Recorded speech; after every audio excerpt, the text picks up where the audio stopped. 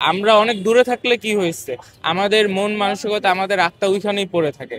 আমাদের সুযোগ হলে আমরা ওইখানে গিয়ে তাদের সাথে কায়িকভাবেও তাদের সাথে সহযোগিতা করব, এবং এখন আমরা দোয়া করতেছি এবং আমাদের পক্ষ থেকে ইন্টেলেকচুয়াল জায়গা থেকে প্রতিবাদ জারি রেখেছি।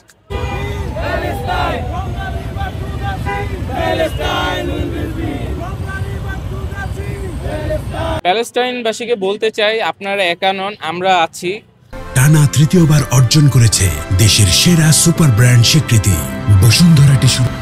আমরা আগেও যেমন ছিলাম, আপনারা জানেন, এবং ইসরায়েল যখন যুদ্ধ হয়, বাংলাদেশ থেকে অনেকেই অংশগ্রহণ করেছিল, এবং এখনো বাংলাদেশের মানুষজন প্যালেস্টাইনে যে গণহত্যা এবং নৃশংসতা চালানো হয়, তারা একইভাবে সেটার ব্যথা অনুভব করে। আমরা অনেক দূরে থাকলে কি হয়েছে, আমাদের মন মানসিকতা, আমাদের আত্মা ওইখানেই পড়ে থাকে।